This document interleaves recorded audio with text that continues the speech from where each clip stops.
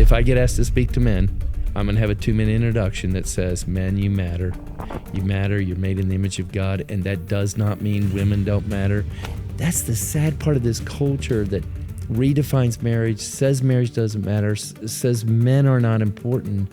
In God's economy, a man who goes to work and provides for his family, God is like, yes. All of you think that your life transformation happens in those pews when it's really happening in that lobby out there, in that parking lot. Discipleship happens in the context of real life. Welcome back to the MakeReady podcast. My name is Brian Sims, and today I sit down with Neil Tomba. Now, Neil once rode his bike across the entire country, from Santa Monica to Annapolis. Not for fame or records, but to listen. Along the way, he met strangers who became friends, heard stories that became lessons, and discovered how simply being curious can open doors for the gospel in ways that a sermon never could. From the roads of Colorado to the streets of Dallas, Neil's journey reminds us that faith isn't lived out behind the pulpit, but in the everyday conversations where God moves through listening hearts. His wisdom challenges men to slow down, make space, and remember that faithfulness isn't measured by followers or fame, but by a life of quiet obedience to the one who sees. If you enjoy this conversation, be sure to like, follow, and share so you never miss an episode. And if you want to support our mission, there's a link in the description below. This is the MakeReady podcast.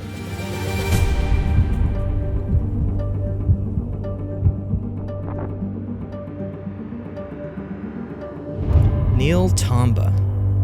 I Googled your name, and you rode a really long way on a bike. I did. Like a really long way. And In the a first short thing that amount of came up time. is, I think it's the Chiron on the Fox News, thing that was, pastor rides across entire country to share Jesus. On Fox News, that was pretty cool. Yeah, it's pretty cool. I mean, come on. You got to tell me that story. Okay.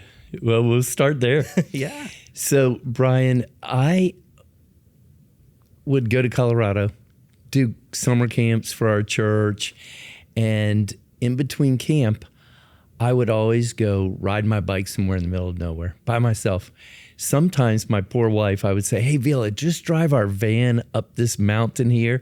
And she would drive, and then she'd say to me, Neil, I'm scared. I can't go any further. I said, no problem.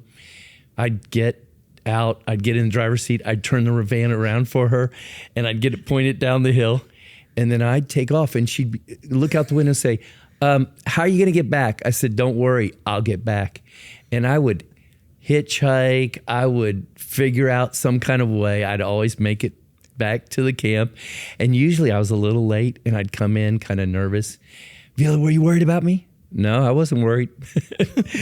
But on those rides and at those camps, I'd be up in the mountains, and I would constantly get in these amazing conversations with people about their life, about their faith, about things that matter to them.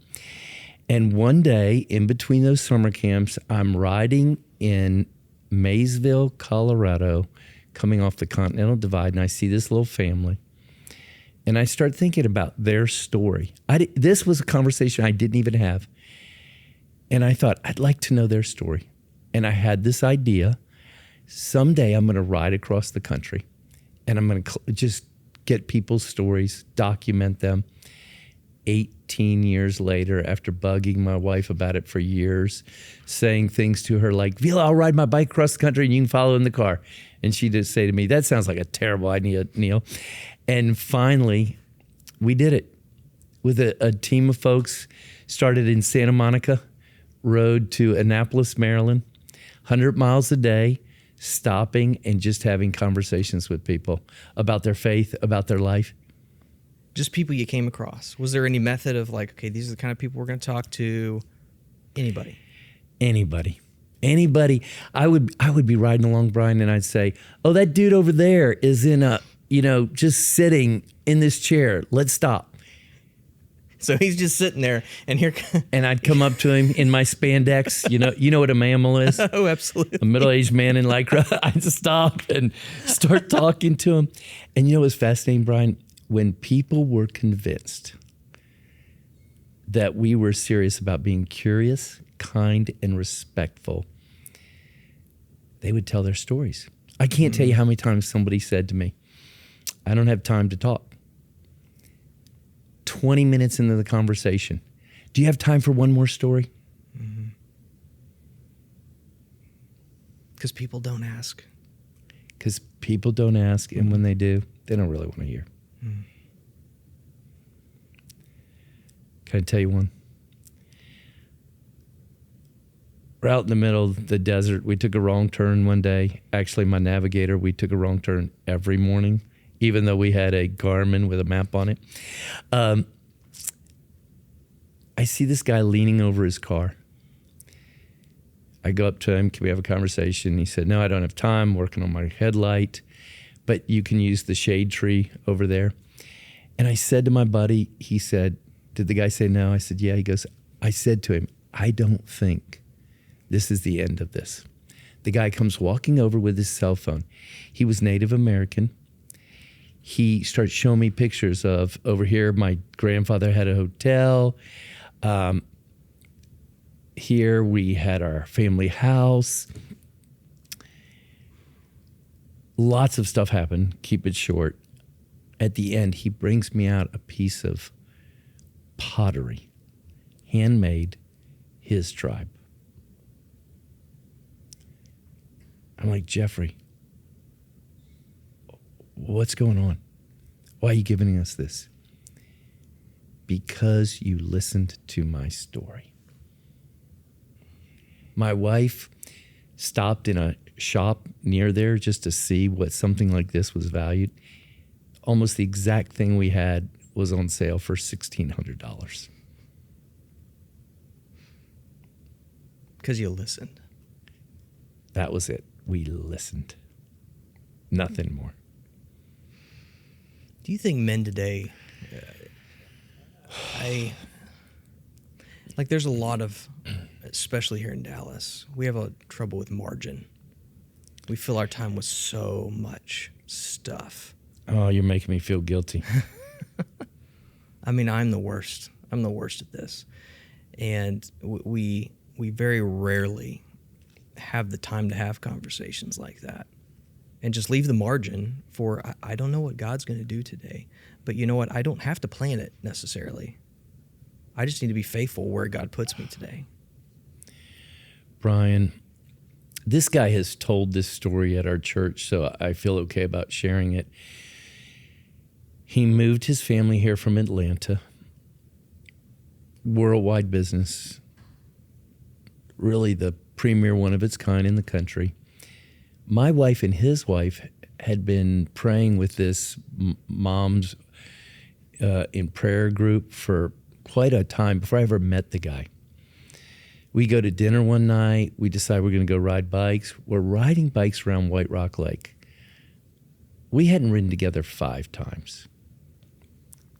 Next thing you know, I don't even know how it happened. Just listening, this guy is weeping while riding his bike. And he says to me, I've never talked to anybody in my life like this before. How do you create that margin? How do you create opportunities for that to happen? Because I mean, obviously, being a pastor, people tend to come to you. Yep. And say, well, you obviously have all the time in the world. No, you're not preparing a sermon or doing anything. Only work on Sundays. Yeah, you got all this time. Here's my story. But that doesn't happen a lot to other people. And so how do you create those kinds of opportunities? It's interesting, Brian. I ride across the country. I write a book. There's a docuseries. And nobody has asked me the question in that way. How did you create those kind of opportunities? It doesn't normally happen in my office at the church. I'll just say that. And I really think it has to happen where you're finding places where men are doing some things men love to do. Happened with us. Well, I mean, taking the time to walk around White Rock Lake. That's right. And we connected on something we'll talk more about later. But, and I would say the other thing is this. to ask questions, what we said earlier, and be willing to listen and really fight the urge to jump in and fill the space with whatever it is. Mm-hmm. Well, this was my experience, which is good sometimes, or your knowledge as a pastor. I mean, and I find myself guilty in this. We do way too much filling the gap with what we know and putting the scripture on somebody, and I think that is important. But I think this is for anybody. Can I really ask you a question and listen and wait and follow up before I have to tell you my thing? Mm-hmm. Well, it happens a lot in counseling too. I've have some friends that have gone through some really hard stuff, and we have had parallel conversations with other people of how do we talk to them in a way that doesn't come across as I'm trying to fix you. Yep. And one of the things that counselors really push is just affirm that what they're feeling is real. You're not talking about whether it's reliable, whether it's real, whether it can be fixed. Like, that person just needs to understand that what they're feeling is real. That's what they're feeling. Yeah. And we can talk about how to fix that later, but that's the first barrier that people have to get across. Yeah. Because they won't even listen to you unless they're affirmed in that. Mm-hmm. And Brian, this connects with some of the things we've talked about. People want people to know their story. Mm-hmm. And we live in a culture where we've said only relatively few people's stories are valuable. Mm-hmm. The person on social media who has 250,000 followers, whatever it is, even like if you want to write a book today, you call any major book agent, and I get it because they want to make money, mm-hmm. but they're going to tell you, get 50,000 followers. So right there, you've kind of said to a whole group of people that historically might have had something really worthwhile to say, like a C.S. Lewis. Can you imagine saying to a C.S. Lewis, we really don't want to hear what you have to say until you go get 50,000 followers on Instagram? Said, no, thank you. I'm going to go back and write. Yeah. And we've said only these stories are valuable. I mean, that's just the bane of social media. Yeah. And it's just crushing people. And it's crushing men. Mm-hmm. And Brian, it kind of gets us in every profession, mm-hmm. pastor, wherever. I mean, I don't even know, like, if you're doing a podcast, how many do you have to have before you get enough gold stars for yourself to feel like what you're doing is valuable? Mm-hmm. I mean, that even with this podcast, I mean, there's that little voice in the back that's like, you're not, unless you have this many people listening, it's not worth it. It's not worth it. It's not worth it. Yeah. And I have to silence that every time I sit in this chair. I'm going to go to Cuba in a couple days, Brian, and I've gone for a dozen years now, maybe 30 times. So I know these people. And they kind of think I'm something. And a lot of times I say, oh gosh, if you came to the U.S., you'd know. But I'm telling you, these guys are amazing in terms of their walk with God, how hard they are working, and the impacts they're having on their communities and individuals. I'm telling you, some of these Cuban communities right now would not survive without their local pastors. Mm-hmm. But you know what? You ain't got to read about them in any book. Mm-mm. They're not gonna come and be a part of any conference about great pastors in the world. They're just doing their thing, mm-hmm. and they have value. Do you think that we have put too much emphasis on the pulpit and not as much on, say, the front porch? I went to Dallas Theological Seminary. Bro, I went there to be a great preacher. I go to Northwest Bible Church. That's where I start. There's a guy there preaching, Todd Wagner, who's been discipled by another guy named Tommy Nelson. And Tommy Nelson was my hero.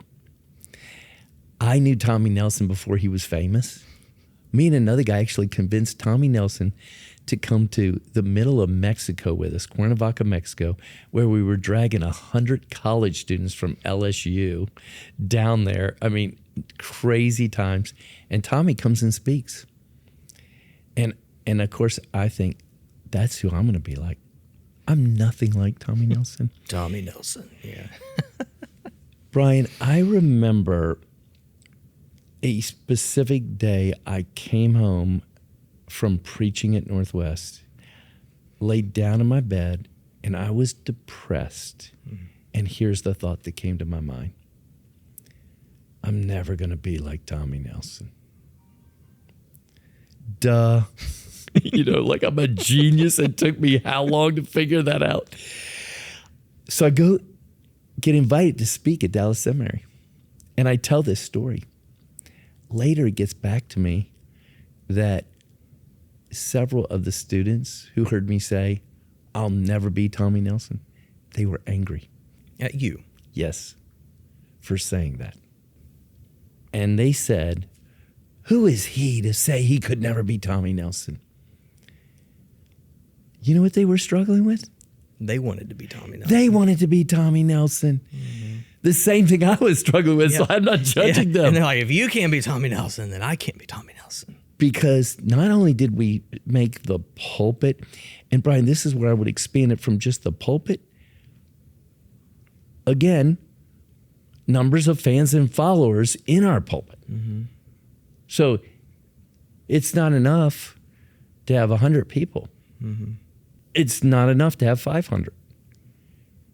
That whatever the number is, and it's probably got to be commensurate to the city you're in. So in Dallas, very few people are going to feel very successful. Mm-hmm. You got big churches, right? A lot to compare to. And there was something really good for my soul that day when I said those words. I'm never going to be Tommy Nelson. Is that still echoing? Wow. I don't think it is, Brian. I don't think it is. I actually don't spend much time these days thinking about, wow, what if I was more like Tommy Nelson? By the grace of God. And Brian, there's a cost that comes with size. Mm-hmm. And I think even you referred to some about the pastor and the porch. And on another one of your podcasts, you talked about being a shepherd versus scaling a business. Mm-hmm. And sometime in this journey of almost 30 years now at Northwest, I think I finally got locked onto, I love preaching. I'm actually more excited about preaching than I ever have been.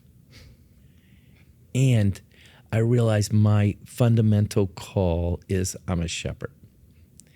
And so when I preach, I'm actually preaching out of the thought of I'm trying to shepherd some people. Mm-hmm. When I'm hanging out with a group of 30 men that you and I have been a part of, I'm trying to shepherd some people.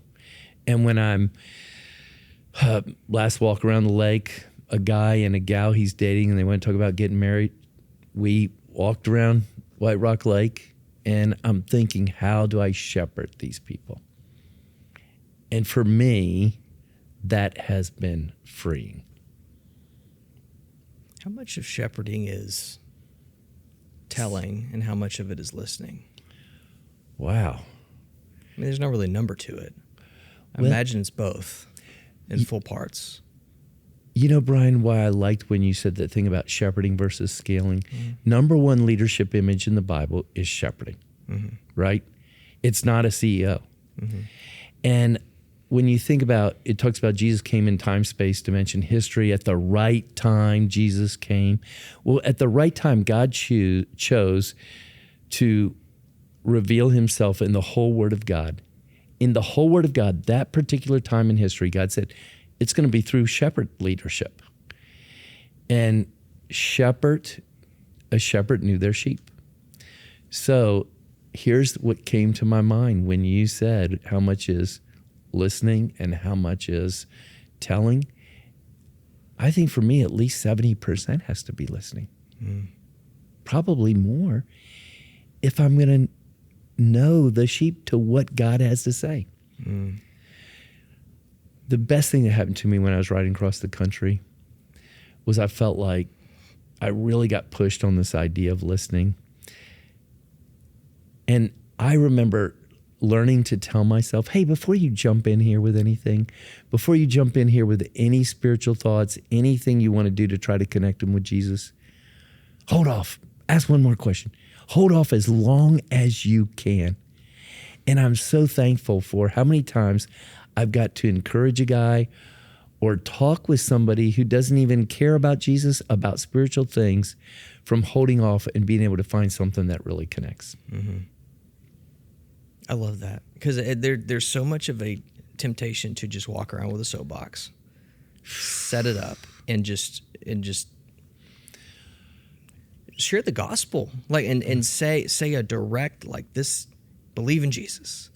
And I think that there's, especially in our culture, like people have heard it before, people have rejected it before, but like you said, because they've heard it, people have never been asked, how are they doing? Who are you? And therefore, how does Jesus relate to you? So here's an easy one that I say to servers a lot now, but it wasn't because somebody told me. It was just something as I was listening. What does a server at a restaurant do 8 hours a day? Not a trick question. They serve. What is on their mind? Serving. I can't tell you how many times, and I mean this from my heart. I don't try to, ask the server, do you believe in Jesus or not? Have you trusted Jesus? But you know what I do say to them?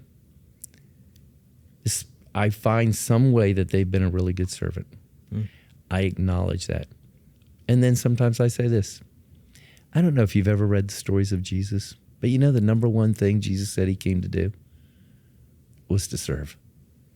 Can I just thank you for reminding me of that? Bro, I can't tell you the crazy, amazing conversations I've had after that. That's so cool. I mean, we run around trying to force a harvest, and we forget to sow the seed, plant the seed, and remember that God's the one who's going to harvest that seed in his time. So, Brian, there's an organization called Crew. It was once called Campus Crusade for Christ. And that's how I came to know Jesus. And one of the first, a student, shared Christ with me over many months. And one of the first things I learned, successful conversations about Jesus is just taking the initiative and the power of the Holy Spirit and leaving the results to God. Talk about freeing. Brian, when you said we walk around with our soapbox, yesterday I was reading Proverbs 3. Do not be wise in your own eyes. And I thought, that should help me to listen. I was thinking that yesterday. And even thinking about, man, Neil, you need to watch yourself if you ever happen to go on a podcast anytime soon. Don't be wise in your own eyes. And maybe that's part of what keeps us from listening. Probably does. I mean, we just can't help it. I mean, especially men, we got to fix things. We got to jump in there. We're wise. We got the tools. We got to tinker with it. Fix it, find out what's wrong with it. We skip the finding out what's wrong with it. We just jump into fixing it. That happens a lot. So how do you, as a pastor, you're kind of coming after me on the pastor thing. I like this. Well, this happens to be your profession, Reverend. So if you are tasked with, preaching, shepherding, how do you know what is needed in men's lives and in families' lives? I mean, are you on the ground talking to people and listening, and is that how you do it?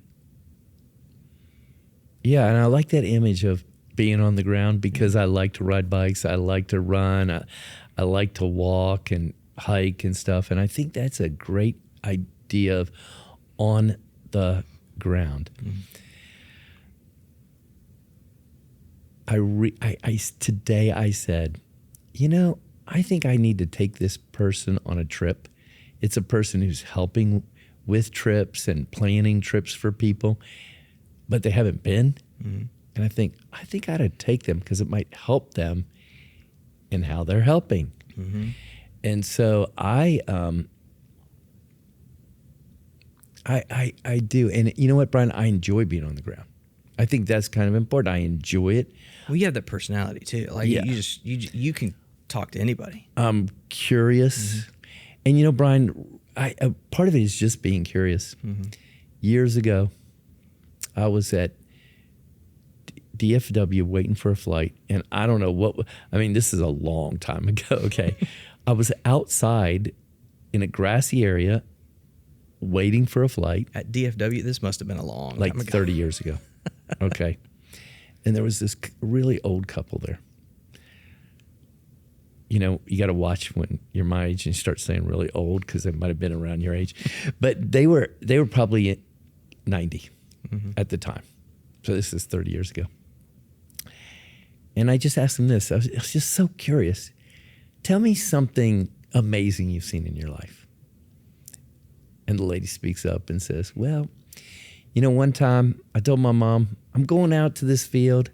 And my mom said, well, watch out because those Wright brothers are out there. This lady was old enough somehow. She knew, had seen these guys. And I think it's fascinating to hear the stories of people and what you actually hear.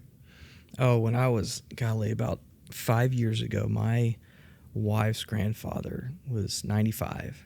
And I was getting in a conversation, World War II vet, died with Nazi shrapnel still in his body. I mean, he was this guy, and had the opportunity to sit down with him and have a long conversation. We were talking about him growing up, and he grew up across the street from a veteran's home and was talking about the stories that these men would tell and of being in battle and all this. And it finally dawned on me to ask him what war.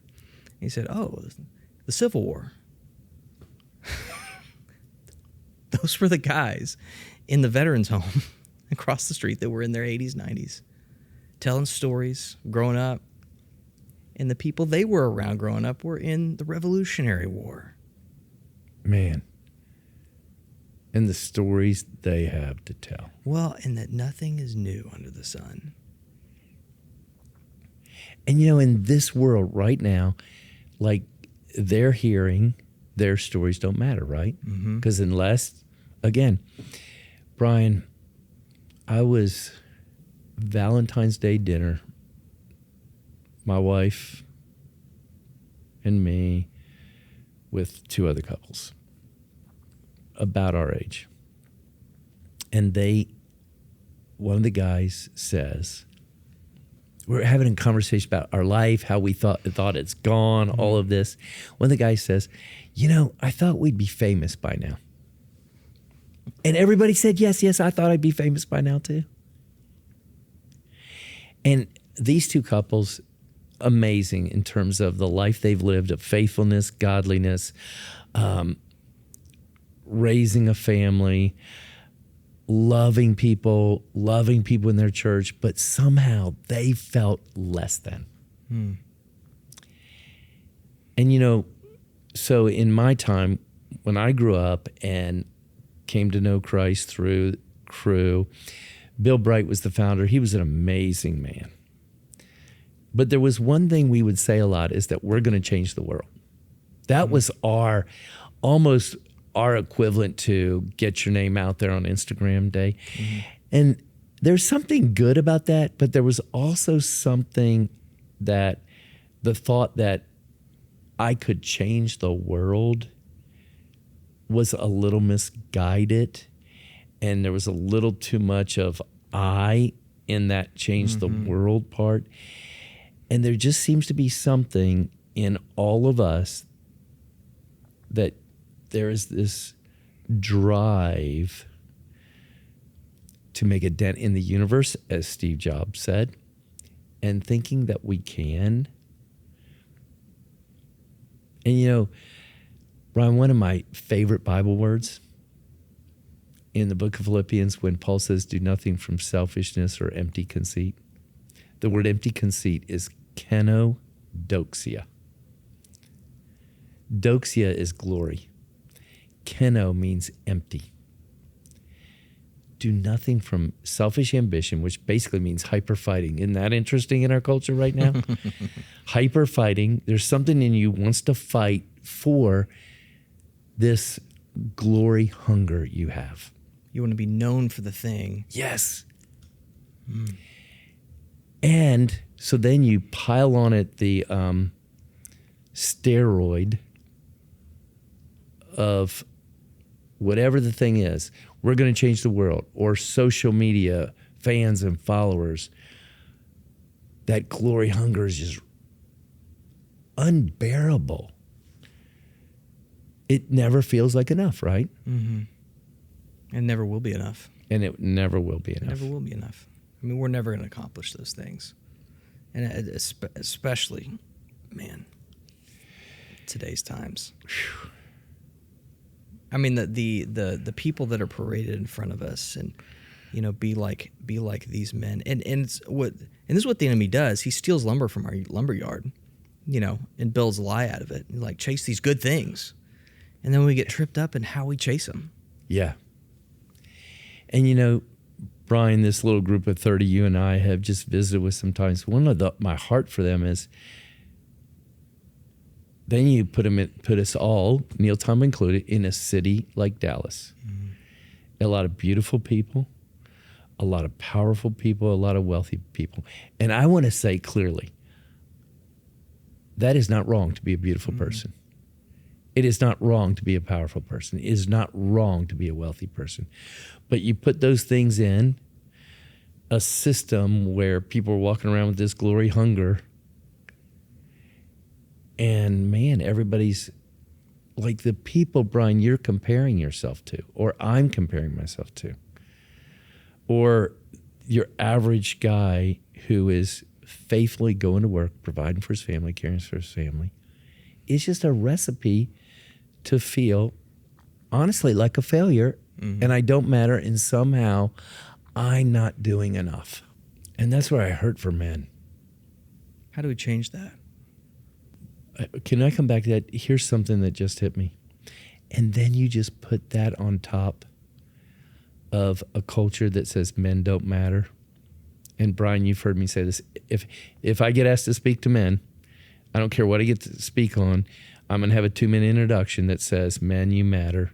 You matter. You're made in the image of God. And that does not mean women don't matter, but you matter, and you're in a culture that's telling you you don't. So you put that on top of a culture that says men don't matter and their marriage doesn't matter, and whatever they're doing in their job somehow is less than, and even in that, man, you got to be better in this area, that area. I think it's a terrible recipe for men today. So they go to work, they're faithful in their work, they're providing for their family. Let's say they're being faithful to their wife every day. And all that now is like zero. Mm-hmm. The scripture actually says, if a person doesn't provide for their family, they're worse than an unbeliever. Mm. So apparently in God's economy, a man who goes to work and provides for his family, God is like, yes, that's important to me. That matters in my evaluation of what is good and right. We've ripped, that's the sad part of this culture that, you know, redefines marriage, says marriage doesn't matter, says men are not important. All of those things it seems to me God says these are really valuable, really valuable, really valuable. And brother, if you're doing those things, you could put your head down on the pillow tonight and sleep and know there's a God in heaven who sees and values those things. You are enough. Like you are, God loves you enough to meet you where you are, who you are, when you are. But he doesn't leave you there. Yeah.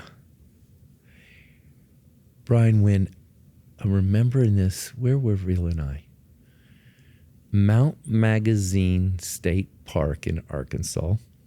My wife and I had heard about this little cabins they had there in a little hotel, and we said, we're going to go up there one December, and it was cold, and it was awesome. And I go in this dining room, and this is right when Instagram was taking off. See, I'm old. Right when Instagram was taking off, and there was this big painting of this raggedy-looking guy. And I read the story. He was the guy who, in a sense, was one of the first settlers of Mount Magazine State Park. He's talking about how hard his life was and the winters and, kids dying and all of that. And Brian, it literally hit me. This is right as Instagram's taking off. That guy, he didn't have any followers on Instagram. Now we looking back, and because of this, some people know about his life, but how many people even knew this man existed? Did he, and I remember this question coming to my mind, did he have value in the eyes of God? And maybe that's what the question is every man is having to wrestle with here in this culture. Do I really have value in the eyes of God? Which we know intellectually, and we can read our Bible and say yes. But do we actually believe that? But do we actually believe it? And your question was, because I think, what was that question you said? And I how said, how do we change that? How do we get men to believe that? Because I have a hard time believing that, because your value is in who you believe you're going to become. But that's an ever moving, it's a carrot. Like it's an ever before you temptation of, well, that's when I will have arrived. That's when I will have been faithful, is when I achieve that. And it's just our nature puts it just far enough in front of us to where we can see it, but can never touch it. And then you turn 64 and you realize, whoa, doesn't look like I'm going to get whatever carrot I've put out there. So what do you do about it? Based off of one of your past podcasts, you said something about men in church. Do you remember this, Brian? Something about men feeling disconnected in their church or lonely in their church. Oh, yeah, the church pew being one of the loneliest places for men. The church pew being one of the loneliest places for men. One of the ways it changes is not through a program and not through a superstar at the pulpit. Hebrews 10, 24 and 25. And not through throwing out the church. How about that? Hebrews 10, 24 and 25. Do not forsake your assembling together as the habit of some, but consider how to stimulate one another to love and good deeds. I'm putting some verses together here now. But that verse, consider how to stimulate one another to love and good deeds. So imagine this. It's a command, right? The idea is stimulate, catalyze, consider your thinking. What if we had a culture of men, just talking about the church, when they walk in church, instead of thinking about what's the superstar going to give me? Am I going to like the music today? All those things. What if we had a whole culture of men trained when you walk in church or wherever, you start thinking, you're thinking, oh, how do I encourage Brian today? How am I going to be a catalytic effect in Brian's life to encourage him to be faithful in the love and good deeds that God has for him that maybe nobody else will see? So I think that's one, and it sounds like, Brian, some of the things you're doing is trying to do exactly that. I mean, that is 100% the heart of MakeReady. It's, how do you convince men that they are surrounded by other men that are thinking exactly what they're thinking, and that that no man is alone and no man was meant to be alone. We used to have this adage back in my fraternity in college. I was in a Christian fraternity, and we started saying, well, you're going to get out of this what you put into it, which is said all the time about all kinds of things. And we ended up changing that to, your brother's going to get out of this what you put into this. Whoa. And it completely changed people's mentality of how they approached engagement in the brotherhood. What your brother's going to get out of this, what you put into this, is going to affect what your brother gets out of it. Is right. That how you said? That is interesting. And boy, that's part of the problem when we've created church as a show. Yeah, it's the show. It's a consumer driven. Do I like the music or not? Do I? Green room church. Wow, green room church. Man, there's a guy. His name is Rick Lehman. He lives overseas, and I call him a modern day monk. Oh, I met this guy. Okay. Yeah. I call him my mentor. Mm-hmm. This guy, he heard about my name years ago from a couple that I was going to do their wedding, and he was counseling them because they were overseas. The first time I met him, he had prayed for me 365 times. He'd prayed for me every day for a year before he ever met me. This guy, he's terrible at talking about football. But whenever he comes to Dallas, there's literally a line of businessmen who want to meet with him and talk to him. I was in, what was that fish restaurant in Preston Center? Flying Fish. Flying Fish. One day I hear two guys in front of me talking about him the way we're talking about him. And he's one of those guys who's considering how to stimulate you to love and good deeds. So here's what he does one time. He had a ring. It was a copy of Martin Luther's wedding ring, and I thought it was kind of cool. And finally I bought it, and I'm wearing it, and I lose it. And one day we meet. He goes, "Where's your ring?" I said, "I lost it." He said, "So you're going to get another one?" I was like, "Of course not." And he starts digging in. And, part of my story is when I grew up, if I had anything, I had to buy it. And if you lost anything, broke anything, that includes anything on your body, you were stupid and you needed to correct it. And so I said, I would never buy another one. Didn't think another thing of it. So when he's in town, we would meet, and we meet at La Madeleine at the time. I show up, he takes a ring box, and he says, "Nia, I have a gift for you so that you would know beyond a shadow of a doubt there's a Father in heaven who loves you." That dude was sitting there that day. I told him I lost that ring, and he was thinking, how am I going to stimulate this guy to love and good deeds? He needs to know he really does matter before God in heaven who loves him. I'm going to go buy him that ring. How do we find guys like that? I have to believe they're everywhere. We just aren't looking for them, and we're refusing to be those men. Brian, I actually love to give men little gifts, little coins and books or things, because Rick called it out in me. He didn't even tell me to do it. I watched this dude, him and his wife would talk about people he was meeting. And she, at a time, was buying and selling pearls. We would go to this one La Madeleine, and there was this lady who was from another country. I don't even know what country she was, managing there, working hard, and he would always talk to her.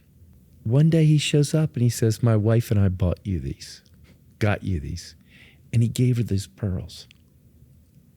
So he does it for me. I'm watching him do this for other people. He called it out of me. And Brian, that thing you said about, or we refuse to do it, and maybe it's we haven't seen people do it. Maybe we haven't been given the encouragement by watching others do it to do it. Yeah. Mm-hmm. I mean, I don't know how to answer that, because I think we experience, God in his grace allows us to experience good men a lot. And I think that we're consumers of it. We're very good at consuming it and very bad at producing it. And maybe, Brian, I'm really wrestling with this thing about you talking about being busy. Mm-hmm. Because I'm thinking about, guys you and I know who they've got a lot on their plate with a mortgage and their 2 or 3 kids and their work. But it does seem that we have, especially in a place like Dallas, a lot of extra things built in that makes it really hard for us to really think about, how do I encourage this person, consider how to stimulate him to love and good deeds. Mm-hmm. I think it's pretty hard in a community culture, actually. Mm-hmm. Our church is a commuter church. And man, I am so thankful for the people at our church.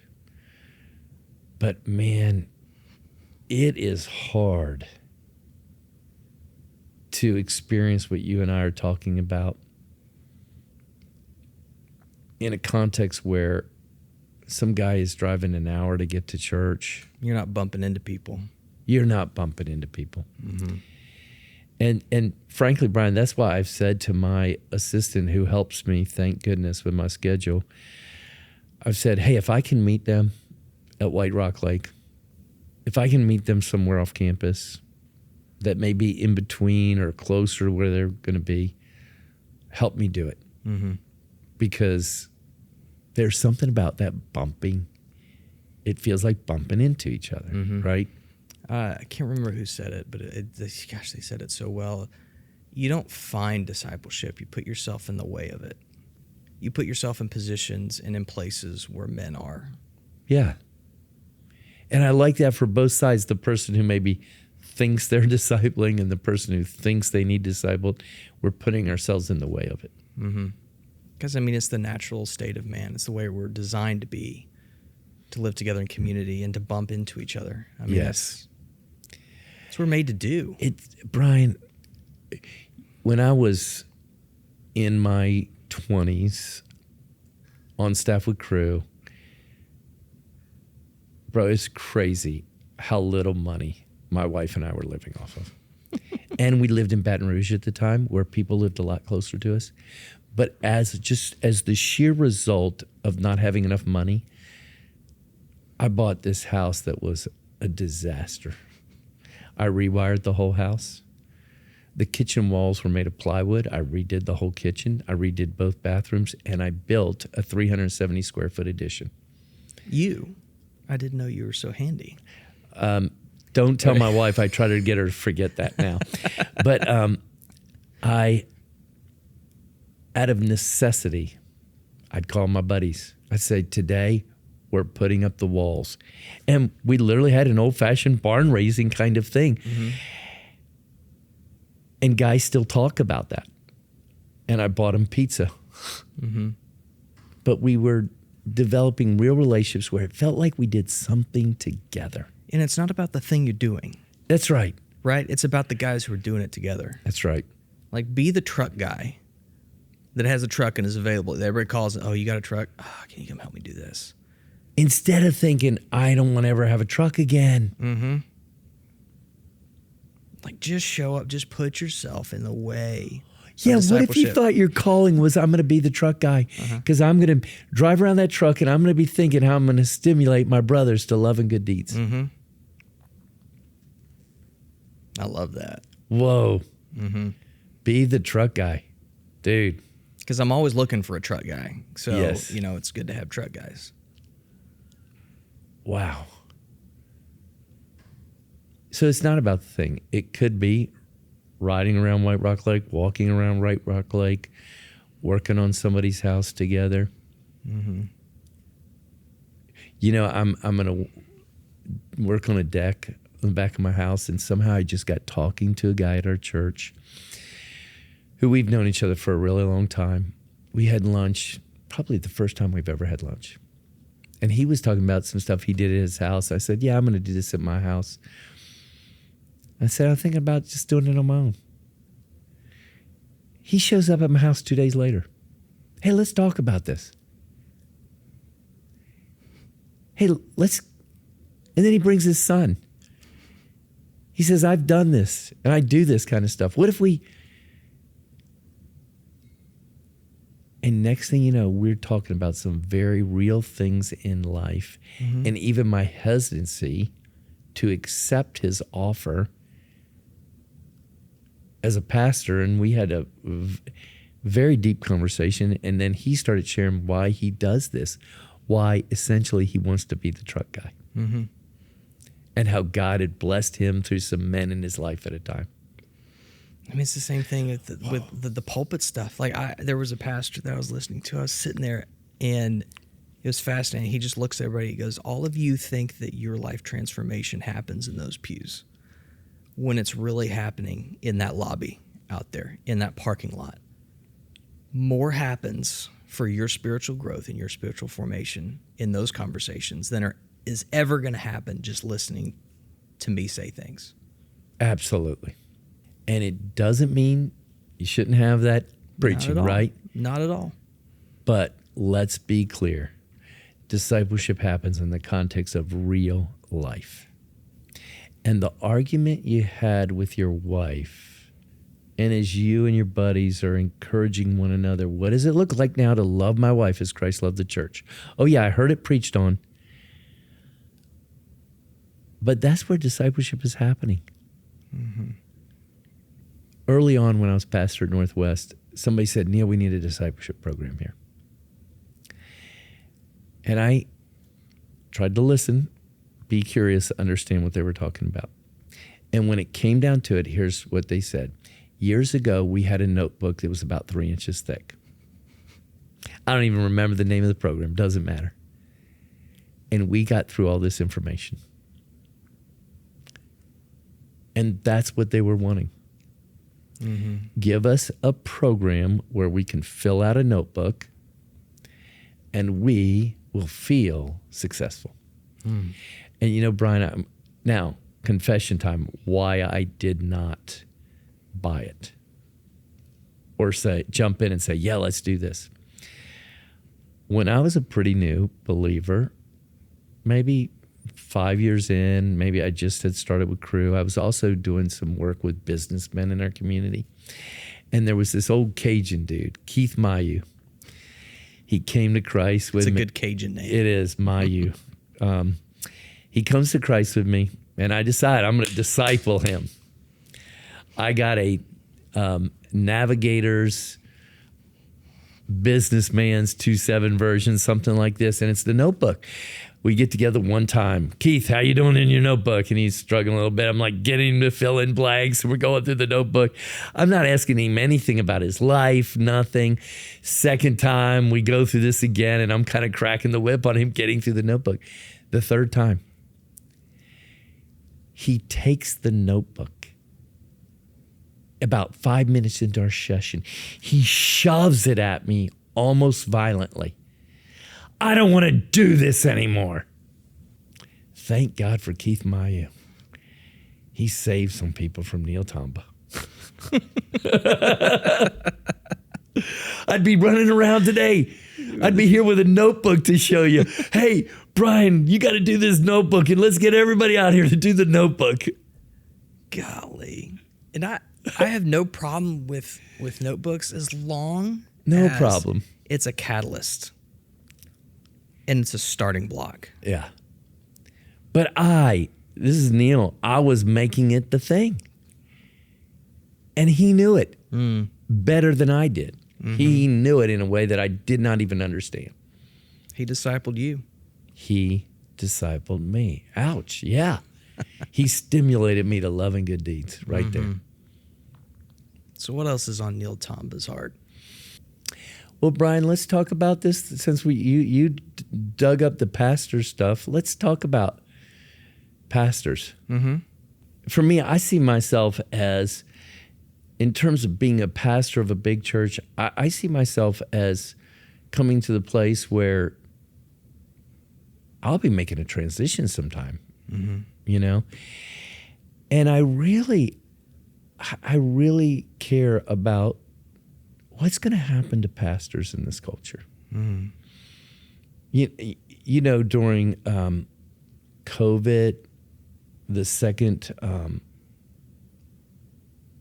time Trump ran for president and all the racism stuff that was flourishing around, the number of pastors that just said, I'm done, was astounding, right?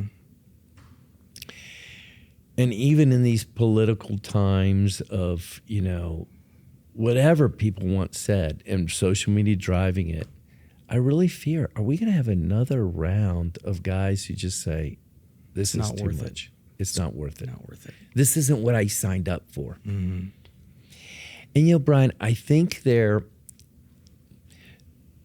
okay, you want to crack it open here? So Charlie Kirk is assassinated. And I talked to at least 9 different pastors after the Sunday where pastors addressed it in different ways. I happened to talk about a lot of things going on in the world and mentioned about Charlie Kirk's death. And we all got in the pews.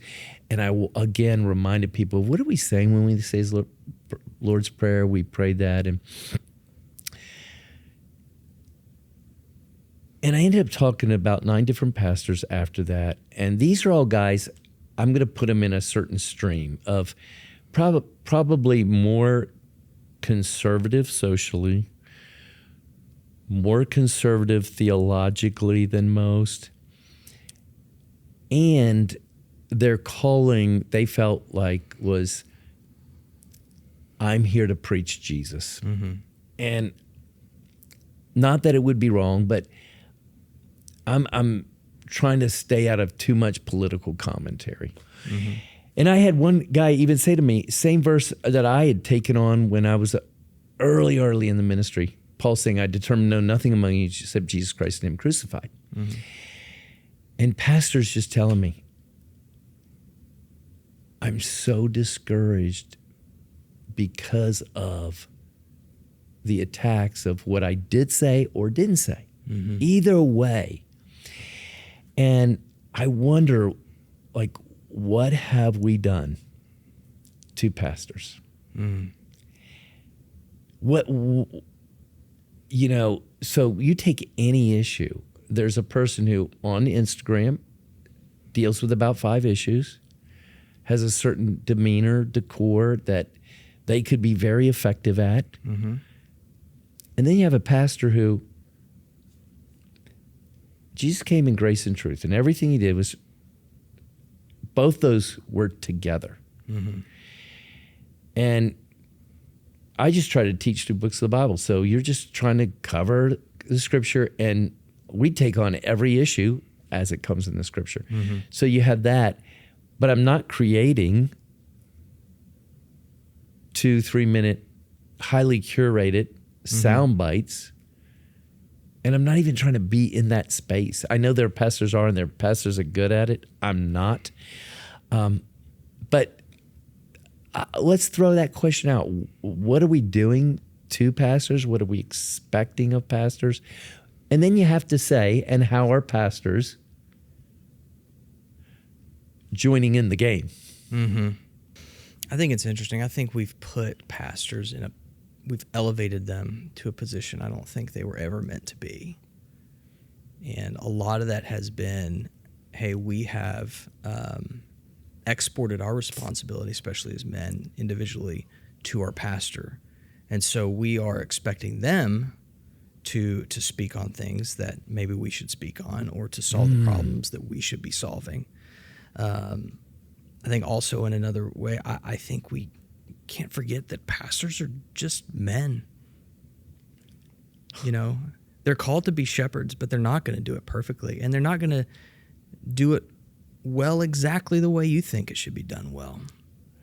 Or how your favorite media person is doing it. Right?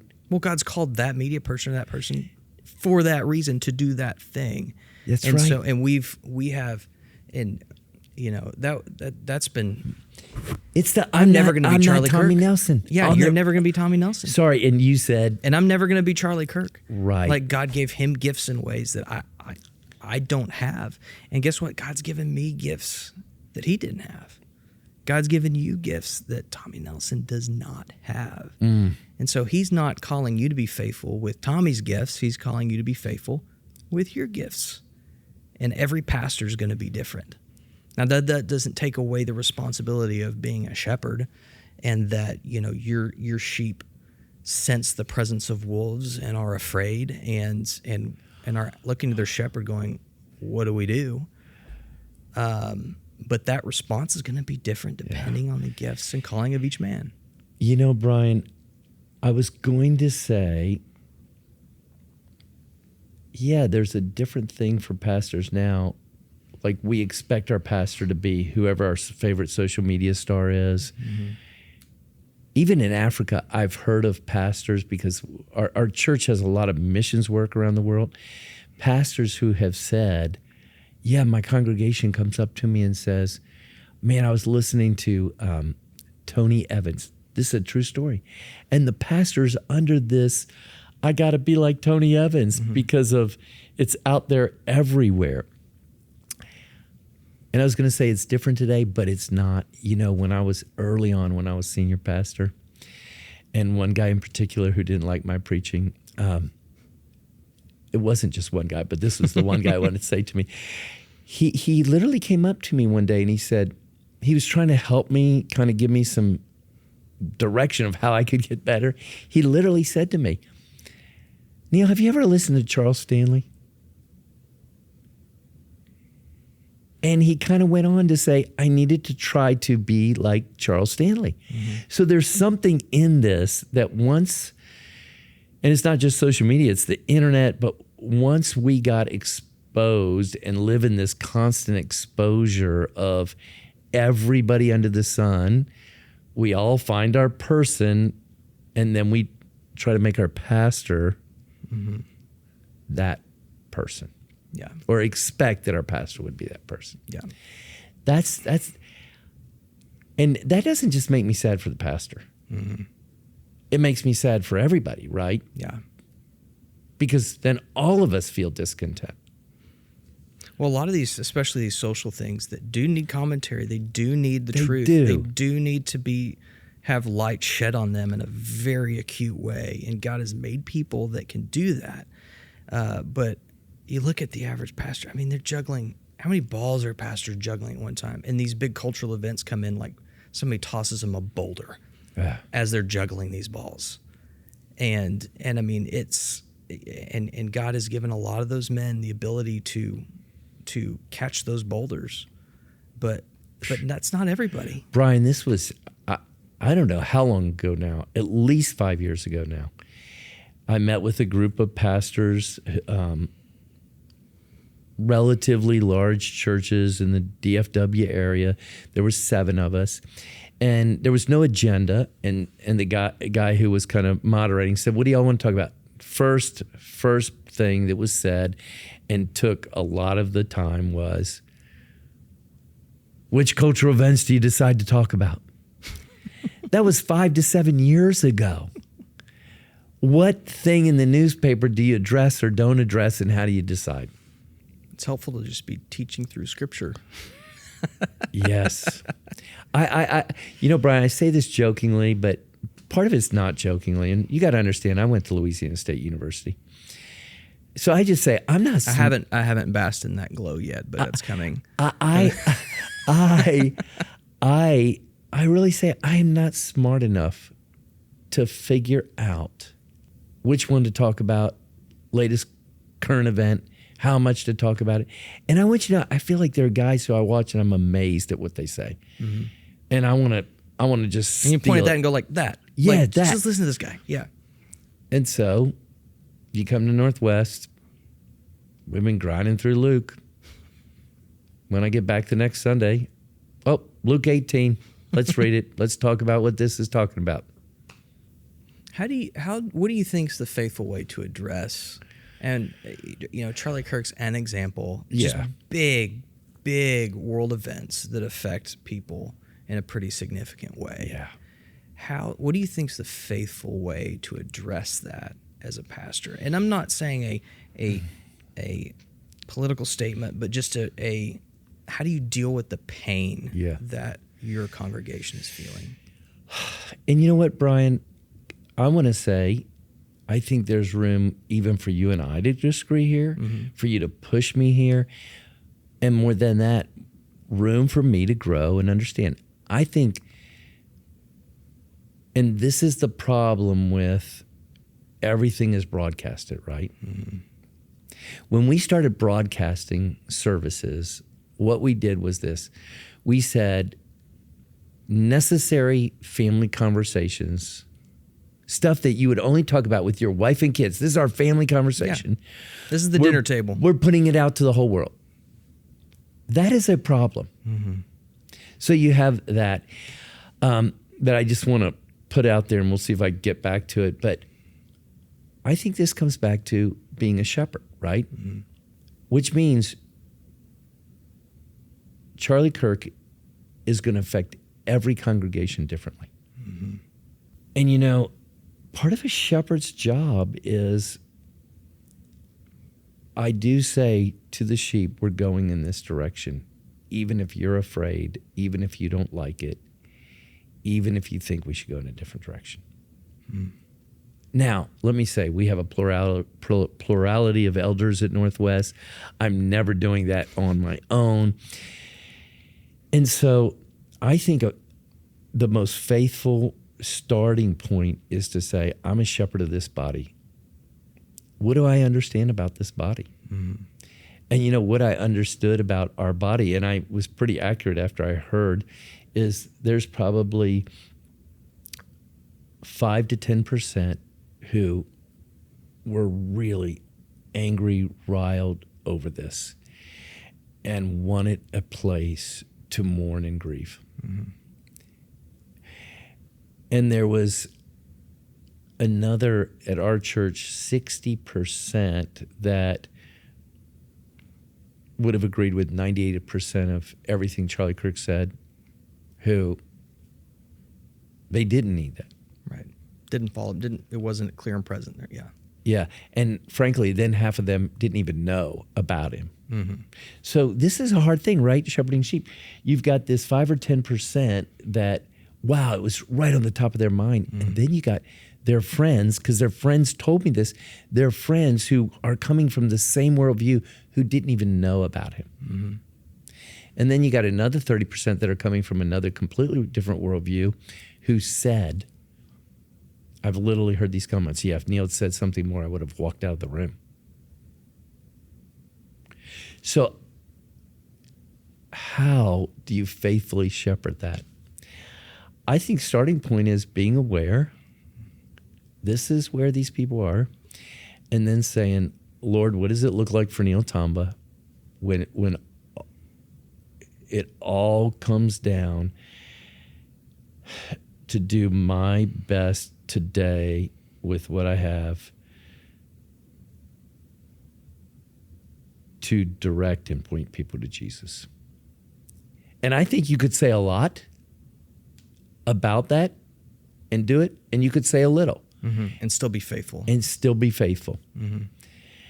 No, and then in a world where you want to keep as many fans as followers as you can, right? To say, and I know I will lose fans and followers, but hopefully my commitment to Jesus will override that. I wish you could see some of the texts that some pastors sent me. Like, there was one young guy I know in another state, and he said to me, yeah, nobody complained. I was really surprised. An hour later, he says, hey, I'm going to change that. And he said, hey, Neil, I'm talking to some pastors up here, and they're all very discouraged. Mm-hmm.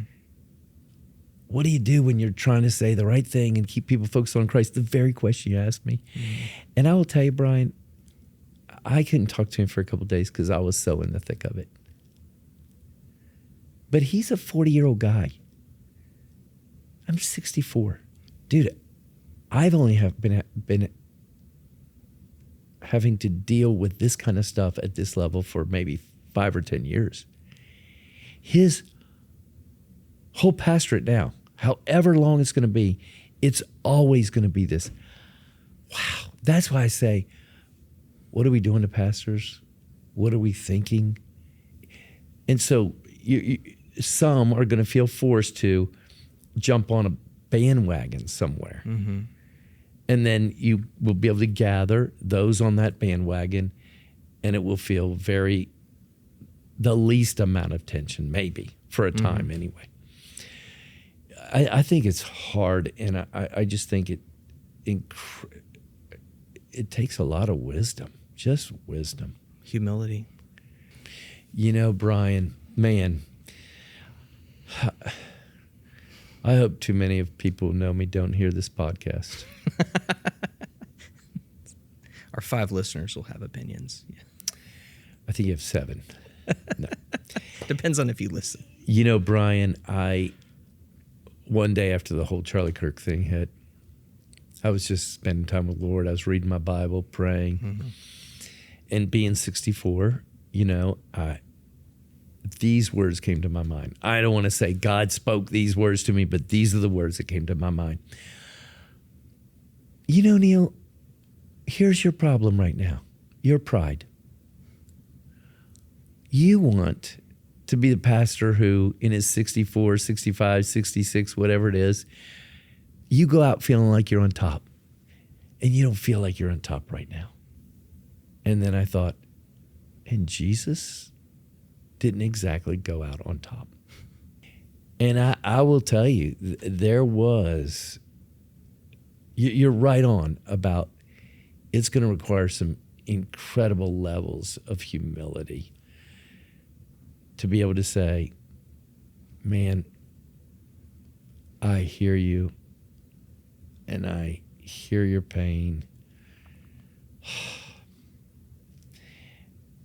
And this is what God has allowed me to do. Well, Neil, I am so grateful for you, for your wisdom, your leadership and encouragement. Me and many guys that I know, I mean, the fruit of your labors is so plentiful, and you would never acknowledge it, but you have planted seeds that have grown into mighty oaks. I'm very grateful for your service to the kingdom. Man, thank you, Brian. So, and I would be remiss if I wouldn't bask in the glow of A&M's absolute thumping of LSU last weekend. Oh, man, I saw that coming, Brian. Ouch. Ouch. Well, on that note, before you have any other comeback to that, thank you for being on the MakeReady podcast, Neil. Thank you for having me, brother. Thank you for what you're doing. And to you and to every man out there who you wonder, does it matter? Your faithfulness to God is not measured by some kind of validation on any kind of social media platform or even our current cultural trends. There's a God in heaven who sees. Yeah. Amen. Amen.